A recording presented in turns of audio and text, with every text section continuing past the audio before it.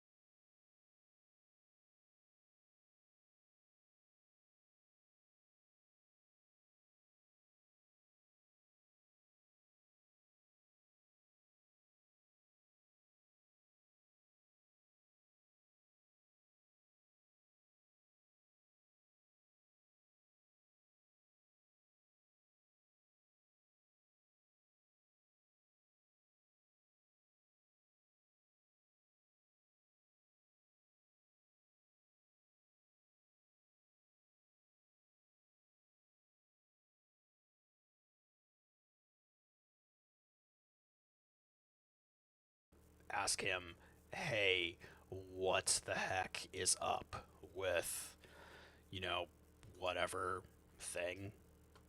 And that he basically is going to have free reign to tell me everything that's going on.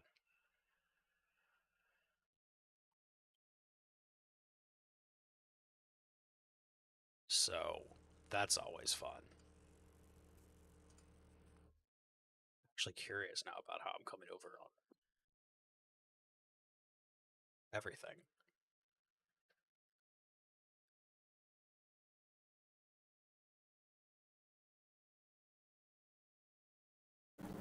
Oh, there's an explanation coming. Yugi gets separated from Janucci and Honda in the building, and they all continue fighting the card professors on their own. Yaka.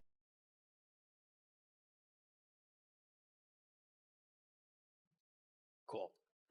For some reason, I had never actually gone over on Twitter and made sure it worked. So, yay, now I know that it works, which I probably should have done beforehand. Yako has ended up taking over the Kaibakure's office headquarters as part of his plan because he wants to control the dual servers because he has three evil god cards that he wants to use that he designed with Pegasus, who was his adoptive father, but Pegasus was afraid of these cards. And Bandit Keith was brought back to life with technology that Yako has developed. And when Bandit Keith came back to life, he said that Yugi killed Pegasus. So, because Kaiba's building has been taken over, Seto and Mokuba fly back, and they start working on attacking the tower from the top. But it turns out that all of these duels are providing magical energy so that Pegasus's mind can be revived in Anzu's body. Yugi eventually meets up with Gecko, who is Yako's twin brother, and they work together on more of these matches, but Gecko eventually loses to one of these other professors. Bandit Keith has been hanging around. He's not technically a professor, but he just wants revenge on Janucci for embarrassing him. He defeats the professor that beat Gecko and then faces Janucci in a match and loses despite having one of these god cards. And then Yugi is able to go and take Yako in a fight using the Dark Magician and Dark Magician Girl to eventually destroy the servers that shut everything down, and it saves Yako from the evil that he has been carrying because he created the evil god cards. Yu-Gi-Oh! R is kind of a really interesting story for the first 20 chapters in terms of formalism, because it's 10 matches that are all pretty much standalone single issues, but we're going to introduce a bunch of new monsters and creatures and characters. Also, all the card professors are American, and they also all have names that are references to computer microchips. I like Nice. it. It's That's a nice ultimately touch. skippable. Mm-hmm. But yeah, it's kind of just wedged in between Duelist and Millennium World. We are now at Millennium.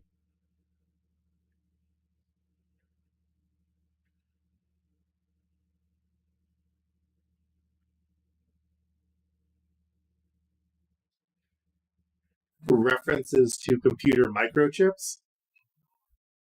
I like Nice. it. It's That's a ultimately nice touch. skippable. Mm-hmm. They'll all have names that are references to computer microchips. I like Nice. it. It's That's a ultimately nice touch. skippable. Mm-hmm.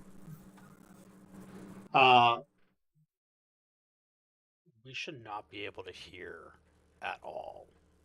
It's Luke talking over me talking over Luke. It should just be me talking.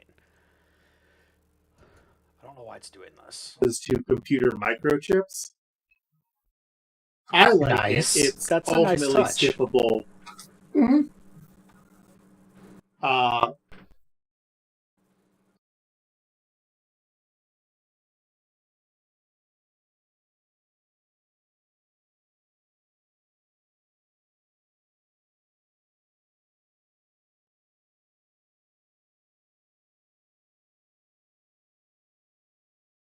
features and characters. Also, all the card professors are American, and they also all have names that are references to computer microchips. Nice. That's a nice touch. Mm-hmm. That was weird. But yeah, it's kind of just wedged in between Duelist and Millennium World.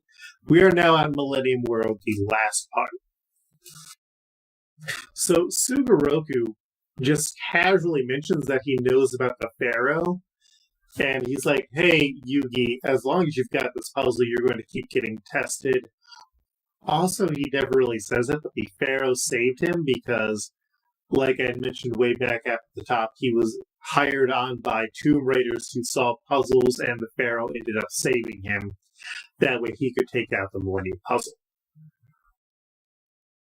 So, a thief steals the Egyptian god cards from Yugi's house, and Bakura just pretty much kills the thief and gives them back to Yugi. And he also gives Yugi Pegasus's Millennium Eye, because he's like, yeah, I want you to collect all these 7 items. And I basically need to, like, find where you're going to turn these in so I can open the mysterious doors of darkness. And he also still has that sliver of his mind from the Dungeon Dice Monsters adventure that otherwise didn't really matter. And the Pharaoh, meanwhile, wants to get his memories back, and they know that they still need to get the key and the scales back from Shadi, the guy who way back in the beginning was just like, hey, I'm going to judge all these people and kill them if needed. So Yugi and his friends go to the museum where they meet Bobasa, who's this big fat Egyptian man who opens up his shirt and he's like, hey, you can put any of these Millennium items in my flesh. Like it's a Cronenberg thing. Because I'm also one of the Tomb Guardians. That's why this is completely normal. Oh, okay. That makes perfect sense now. Sure. Mm-hmm. And also, I specifically have the 2 items from Shadi because the Pharaoh has passed all of his trials so far. So that way you don't need to go and hunt him down. Anzu, meanwhile, buys a cartouche network, I almost said Cartoon Network. A cartouche necklace for the Pharaoh to write his name on when he finds it. And so everyone heads back to the slab, and Barbossa sends the Pharaoh into the world of memory while Yugi is left behind, and the Pharaoh in his memories knows things that he has experienced in the future, and he's kind of confused about that. And he gets back, and it's like, oh, wait, there's 6 priests out here who are wielding the Millennium items, and they are trapping the souls of evil people into stone tablets that they can then summon from. Duel monsters! And Yuki and his friends, meanwhile, are like, hey, we also kind of want to... We're going to have to... That little repeat is just sometimes a thing that happens when you jump back into the audio. Stone tablets that they can then summon from. Duel monsters! And you can just... Okay, so one thing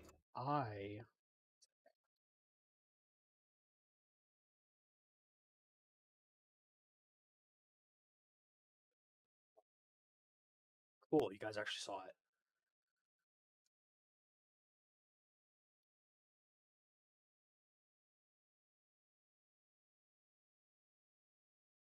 Monsters. Duel monsters. Duel monsters.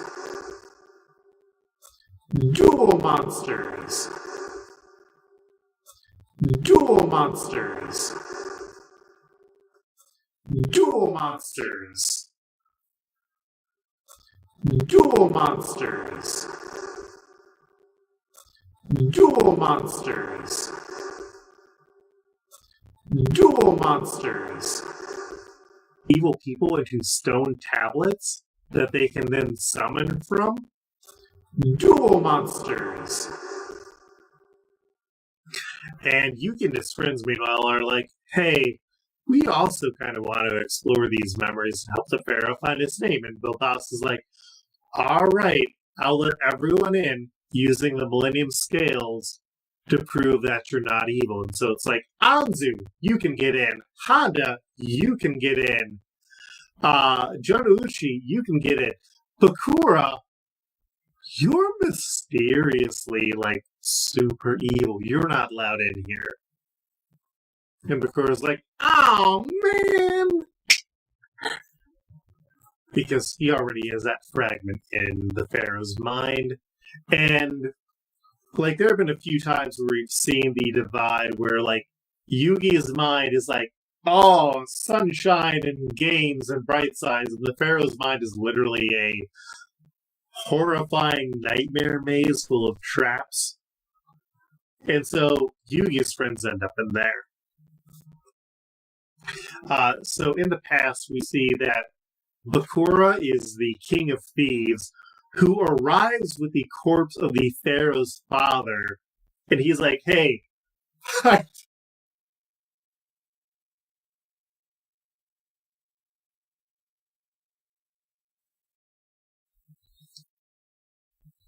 and the other priests are unable to match it.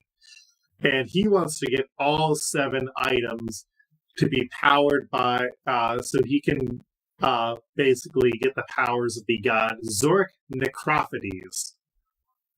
Remember Zork, who got mentioned like 30 minutes ago as the big bad guy from Bakura's tabletop game? Zork is back now, in Necrophates style.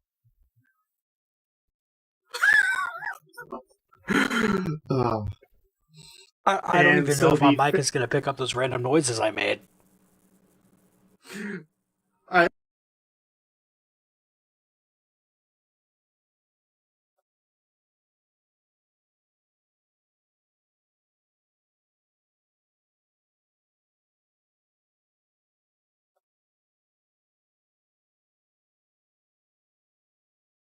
don't even know if my mic is going to pick up those random noises I made.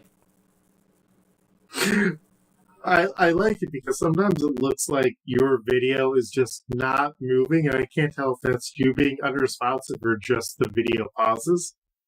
It's mostly the confusion of what? It's,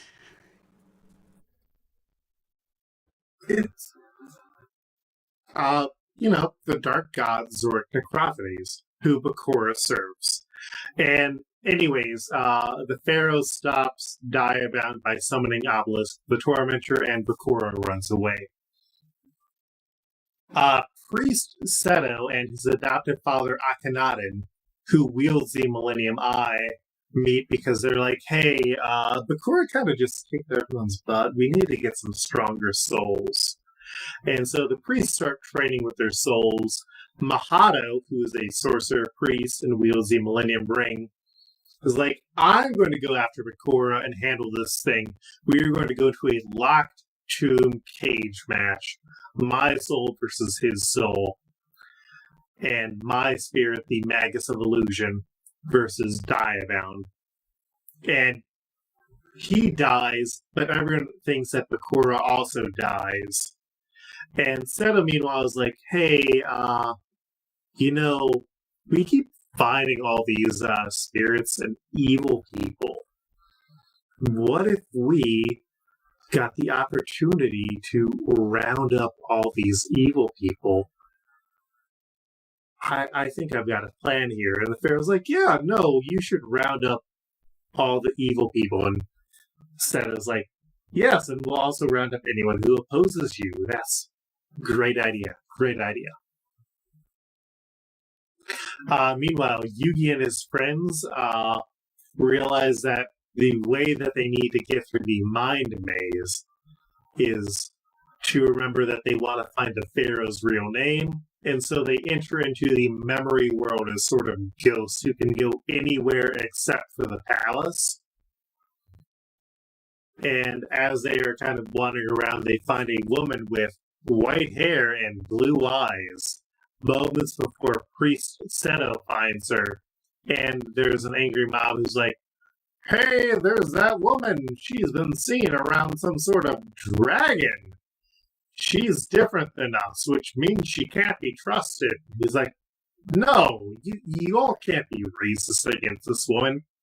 I'm going to bring her back to the palace with me." We find out that Thief Bakura has escaped.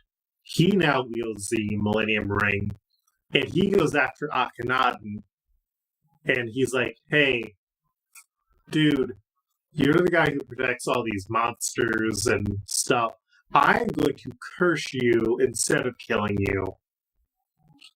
He gets caught, and Bakura is chased out of town by the Pharaoh and the priests. He ends up using Diabound to threaten the people of the town, and so the Pharaoh's like, "Okay, I'm going to attack you, Bakura, with Slifer the Sky Dragon." And Bakura's like, "Well, then I'll work and use Diabound to kill you, Pharaoh." And then Seto goes in and saves him.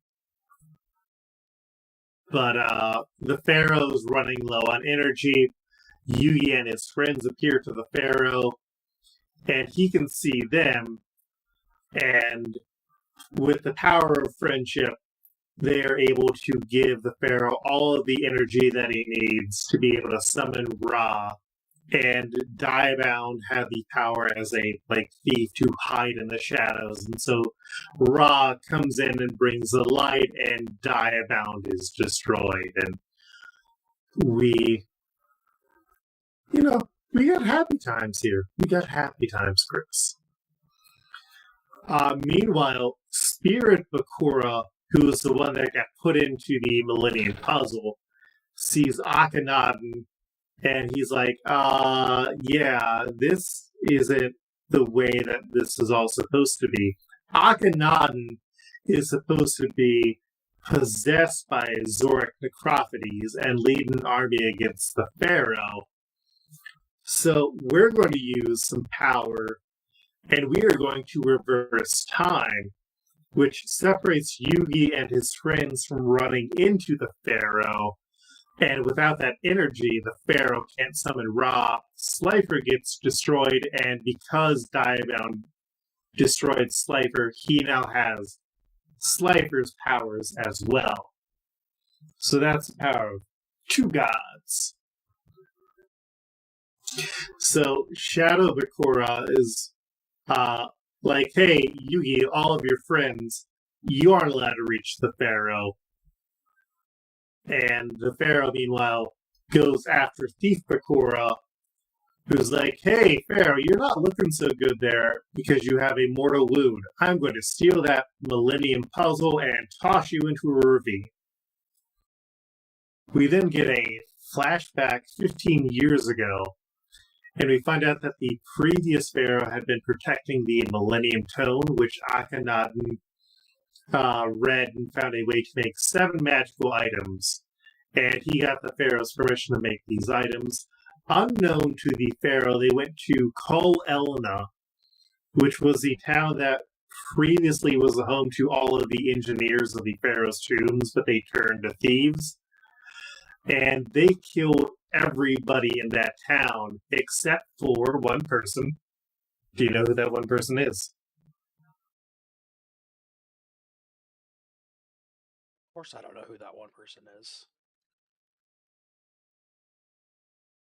I do not.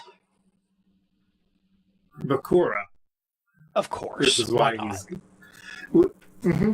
Which is why he's got this grudge. And so they're making all these magical items, and Akhenaten's like, "Hey," of course, which is why he's, which is why he's got this grudge. And so they're making all these magical items, and Akhenaten's like, "Hey, here's this Millennium Eye," it's supposed to grant a wish to whoever wears it. I want my son, Seto, to become the pharaoh, even though he's my adoptive son. So Akhenaten in the present, still cursed by Thief Bakura, is like, hey, I want to make my son the pharaoh. I want him to be able to summon the gods, because that's what we need. Seto, meanwhile, has been running a secret prison fight club to make stronger spirits. And he's like, hey, well, this girl that I found named Kasara, she has so much spirit energy in her. We need to find a way to wake that up. It turns out, because it is her actual soul, she can only summon the Blue Eyes White Dragon when she is asleep. And both Seto and Akhenaten think that Blue Eyes White Dragon is probably stronger than the gods. And Akhenaten's like, hey, well, we should kill her and just put her soul into a slab. That's my plan. I'm definitely not evil. I'm definitely not, going into darker territory. So the pharaoh, meanwhile, was saved by a mysterious masked figure. Was saved by a mysterious masked figure. Returns, and he's like, hey, we need to go fight Bakura.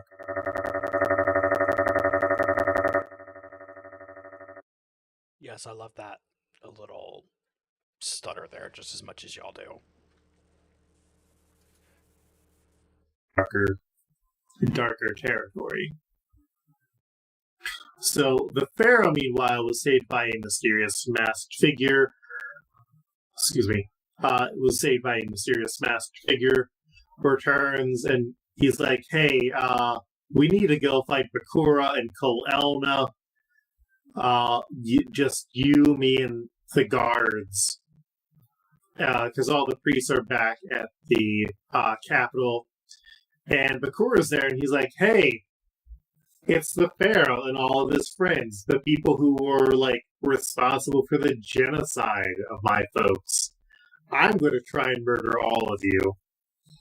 Luckily, the pharaoh finds out that he is being protected by Mahado, who is now fully the Magus of Illusion, which is also the spirit inspiration for the Dark Magician. And he is the one person behind Akhenaten who knew where the Millennium items came from. And it turns out that when Mahado was alive, he told the previous pharaoh where the magical items came from. And the pharaoh's like, oh, that's really bad. We did a genocide and just died.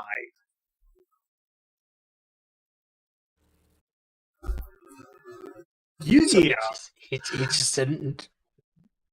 They just didn't know that they did a genocide? What?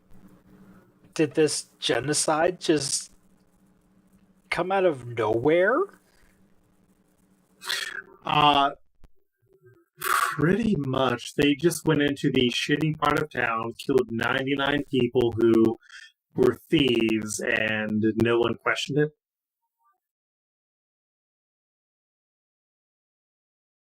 I don't even want to go there. I don't think there's any good place I can go to by going there.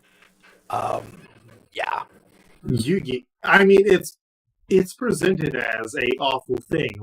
There's a reason the pharaoh's like, oh, I didn't want you to do this at all. You did something so bad that I'm going to die now. So the other priests show up. Mahado and Seto's spirit duos get fused together, and they almost kill Diabound, who is being protected by all the spirits. But then Spirit Bakura also appears, because he freezes time. That way Akhenaten, who appears with the rest of the priests, can be like, hey, look at all these Millennium items. You're all frozen. I'm going to freeze Zork.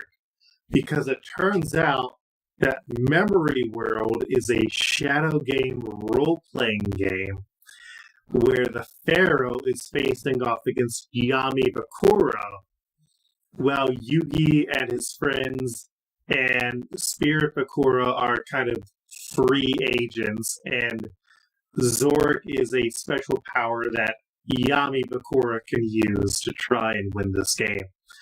Also, Akhenaten's mummified corpse is just there watching this massive game board. Yu-Gi-Oh, man! Yu-Gi-Oh!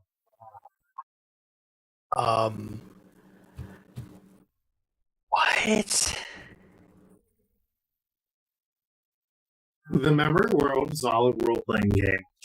And that's why things are so weird and the Pharaoh has all of his future memories. Because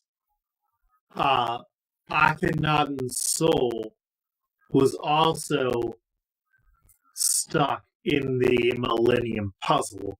And so they are now battling over the Millennium Puzzle to see who will win and who will be able to return to reality. Crazy twist of fate here. Getting spoiled on all of this is making me want to read it more. It's wild, and I mean, this is me having to really trim things down. That's part of why I want to read it even more. Mm-hmm. So Yugi and his friends head to the Pharaoh's tomb, which is still under construction, because they're like, hey, that's where his name will probably be written down. They find Spirit Bakura there, and Yugi defeats him in a soul game of Duel Monsters, where it's just like, you can imagine any cards that you have, and defeats him with Gandoro, the Dragon of Destruction. Yami Bakura ends up using Zork's third use of a power to cause a sinkhole in the tomb to try and kill Yugi's friends. The Pharaoh and the priest are standing against Zork, who has also summoned a massive army of the undead. Simon, who is the ancient version of Yugi's grandpa, is there. He summons Exodia, and Akhenaten reveals that, oh yeah, I'm Zork right now, here in the past. I want my son, Seto, to become the king of the Shadow World. And also I need my son, Seto, to kill this girl, Kisara. And Seto's like, no, I really had no desire to kill her. Dad, you're being evil right now. Akhenaten just murders her instead. Zork ends up surviving Exodia, kills Simon, as well as Mahado, the Dark Magician. But that's when Yugi and his friends appear, and they are able to just use cards, because Yugi plays the Dark Magician, and Mahado's like, hey, I'm back now, because I'm represented in these paper cards. And John Uchi summons Red as Black Dragon. And it turns out that they found the Pharaoh's name, but none of them can actually read hieroglyphics, which is fair. But all of them memorized what the symbols were, so they are able to psychically project these symbols onto the cartouche that Anzu got for the Pharaoh. And they put his name onto it, and his name turns out to be Aten. Also, it turns out that the masked man who had saved the Pharaoh when he fell into the crevasse is also known as Hassan, and it turns out that he is also Bobasa, and it turns out that he is also Shadi. Which is just kind of like, sure. So Aten, with his name, has all of his spirit energy restored. He is able to summon the three gods and fuse them all into Harakthi, and Zork gets destroyed. Akhenaten still wants Seto to take over, but Seto's too busy mourning Kisara's death, and so Akhenaten's like, well, I'll possess your soul, my adoptive son, and sends him to challenge the Pharaoh. And the Pharaoh's like, hey, Seto, you're my friend, come into the light. And then Kisara's soul, as the blue eyes white dragon, enters Seto, kills Akhenaten, and Atom's just like, hey, Seto, this is going to be kind of ironic. I want you to become the Pharaoh. And the game ends. And they won the game. And then a few months later, everyone goes to Egypt for real. They meet up with Merrick, Rashid, and Ishtar, and they head to the temple where Yugi and Atom face off in a game of duel monsters against one another. And Yugi wins the match, proving his own growth, because he has been growing the entire time, once again, condensing things.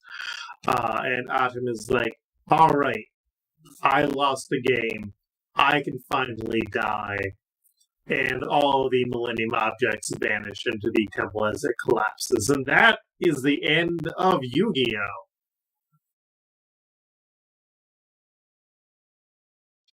Okay, so this is the fun part of the episode. Not that that part wasn't fun, but the part that is going to be an additional piece of fun. It's a fun.